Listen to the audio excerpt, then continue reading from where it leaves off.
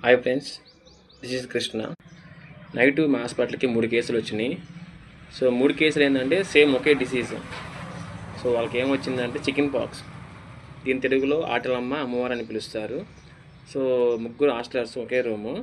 So మనకి వచ్చే symptoms fluid field rash, దాంతోపాటుగా బాడీ పెయిన్స్ బాగా భయంకరంగా ఉంటాయి. దాంతోపాటు ఫీవర్ వస్తూ ఉండిద్ది. సో ఇది కమ్యూనికేబుల్ డిసీజ్. ఒక పర్సన్ నుంచి ఒక పర్సన్కి స్ప్రెడ్ అవుతూ ఉండిద్ది.